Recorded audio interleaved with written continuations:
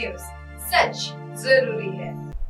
नमस्कार दर्शकों, यह है MNS न्यूज नेटवर्क। मैं हूं आपके साथ आरती। आइए देखते हैं आज की कुछ खास खबरें। पीएम मोदी ने लोकसभा चुनाव की रणनीति पर भाजपा शामिल राज्यों के CMS संग किया मंथन। महासंपर्क अभियान चलाने की योजना।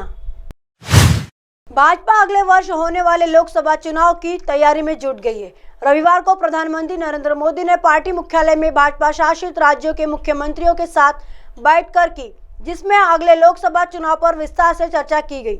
सूत्रों ने बताया कि नए संसद भवन के उद्घाटन समारोह के बाद हुई इस बैठक में भाजपा शासित राज्यों के मुख्यमंत्रियों ने अपने अपने राज्यों का पिछले 3 महीनों का रिपोर्ट कार्ड प्रस्तुत किया, जिन पर चर्चा की गई। बैठक में किन मुद्दों पर हुई चर्चा? बैठक में विकास कार्यों पर भी चर्चा हुई और मुख्यमंत्रियों ने शासन और विभिन्न कल्याणकारी योजनाओं के कार्यान्वयन में अपने सर्वोत्तम चलन को साझा किया।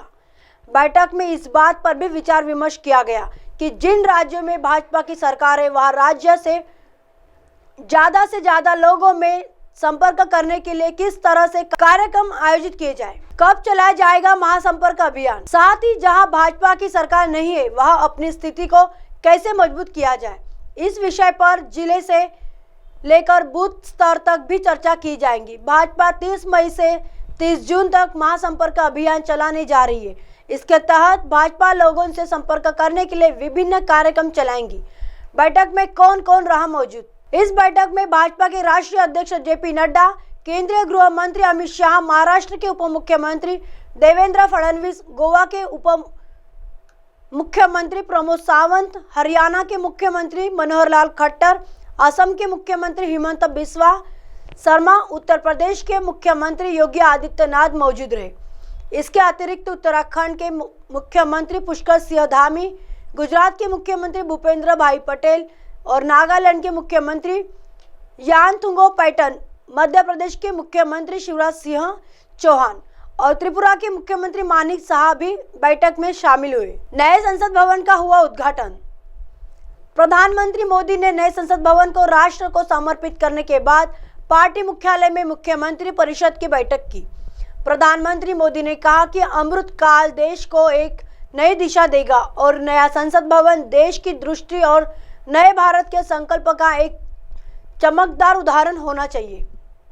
उन्होंने कहा कि नए भवन के निर्माण से 60,000 से अधिक मजदूरों को रोजगार मिला और उनकी मेहनत को सम्मान देने के लिए एक डिजिटल गैलरी बनाई गई है। आइए देखते हैं अगली खबर की तरफ। यह विविधता में एकता को दर्शाता है। नई संसद के उद्घाटन को धर्मगुरुओं ने बताया ऐतिहासिक पल।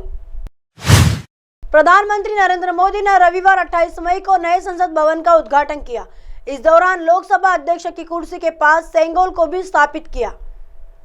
नए संसद भवन के उद्घाटन समारोह की शुरुआत हवन और पूजा से हुई।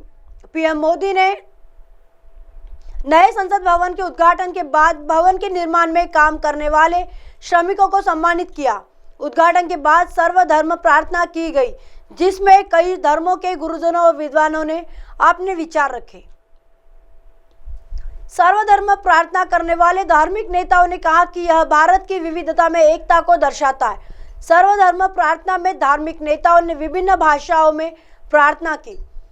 सभी को एकजुट होकर देश के विकास के लिए काम करना चाहिए। नए संसद भवन के उद्घाटन के अवसर पर आयोजित सर्वधर्म प्रार्थना में हिस्सा लेने वाले जैन संत आचार्य लोकेश मुनि ने कहा कि भारत के लिए आज का दिन ऐतिहासिक दिन है। राजदंड सेंगोल को उचित स्थान मिला है। आज सभी परंपराओं की प्रार्थना हुई है। इस दौरान हिमाचल बौद्ध सांस्कृतिक संघ के अध्यक्ष लामा चौफेल जोतपा ने कहा, आज नए संसद भवन का उद्घाटन किया गया। सभी धर्म के लोगों ने प्रार्थना की। मैंने बौद्ध धर्म की परंपरा की प्रार्थना की। सभी को एकजुट होकर देश के विकास के लिए काम करना चाहिए और राजनीति को परे रखना चाहिए। पीएम मोदी के पास सभी सद्गुण है। अविनाशी मठ के कामचीदासर स्वामी। सर्वधर्म प्रार्थना में हिस्सा लेने वाली जसबीर कौर ने कहा कि ये नया भवन एक परिवर्तन है और हमारे लिए एक ऐतिहासिक पल है। हम सभी धर्म के लोग सर्वधर्म प्रार्थना में एक ही चीज कहते कि हमारा भारत एक साथ मिलकर रहे और तरक्की करे। दिल्ली में नए संसद भवन के उद्घाटन पर अविनाशी मठ के कामची सादर स्वामी ने कहा कि पीएम मोदी के पास सभी सद्गुण है। मोदी जी पहले पीएम है। उन्होंने तमिल, अधिनियम को आमंत्रित किया। मधुरै अधिनियम के 293वें प्रधान पुजारी श्री हर देविका स्वामीगल ने कहा, मुझे नए संसद भवन के उद्घाटन समारोह में भाग लेकर बहुत गर्व महसूस हो रहा है। पीएम मोदी हमेशा तमिल संस्कृति और तमिल लोगों के साथ गर्व से खड़े रहे। मोदी जी पहले पीएम है जिन्होंने तमिल अधिनियम को आमंत्रित किया और संसद में तमिल संस्कृति को गर्व से प्रोत्साहित किया। वही सिख गुरु बलबीर सिंह ने कहा, यह बहुत अच्छी बात है कि नई संसद का निर्माण किया गया। मैं खुद को राजनीति से दूर रखता हूँ। मैं केवल इतना कह सकता हूँ कि देश के विकास के लिए सभी को एकजुट होकर काम करना चाहिए। आइए देखते हैं अगली खबर की तरफ। महिला दर्शक ने मारा पुलिस को थप्पड़। बारिश के बीच सीएसके विस सीएच मैच में हुई लड़ाई। रविवार को इंडियन प्रीमियर लीग 2023 का फाइनल मुकाबला खेला जाना था, लेकिन अहमदाबाद में लगातार बारिश होने के कारण मैच शुरू नहीं हुआ। इस मुकाबले में चेन्नई सुपर किंग्स बनाम गुजरात टाइटंस सीएसके विस जीटी के बीच भिड़ंत हुई और यह मैच अहमदाबाद के नरेंद्र मोदी स्टेडियम में खेला जाना था, लेकिन इन सब के बीच मैदान में एक हैरान कर देने वाला नजारा देखने को मिला।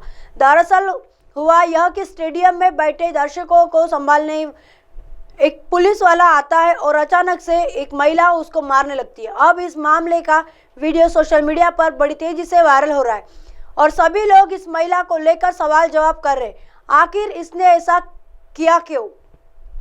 वीडियो में आसानी से देखा जा सकता है कि ये महिला पुलिस वालों को धक्का मार रही है।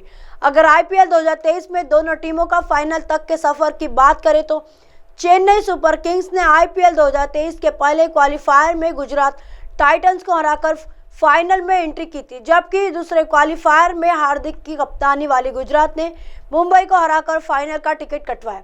अब यह देखना दिलचस्प रहेगा कि दोनों टीमें फाइनल मुकाबले में किस तरह प्रदर्शन करेंगी। अब आप हमारे चैनल को आपके मोबाइल पर भी देख सकते हैं। मोबाइल ऐप पर देखने के लिए प्ले स्टोर से MNS news TV apps download करें। इंस्टा, लिंक, ट्विटर, हाईकुक, फेसबुक और कई सोशल मीडिया के प्लेटफॉर्म पर हमारा चैनल उपलब्ध है। आप इसे यूट्यूब पर भी देख सकते हैं। आप हमारे चैनल को लाइव भी देख सकते हैं www.mnsnewstv.com पर। फिलहाल वक्त तो चला दर्शकों ब्रेक का। ब्रेक से लौटने के बाद देखिएगा देश और दुनिया की तमाम खबरें। बने रहिए MNS न्यूज पर। नमस्कार।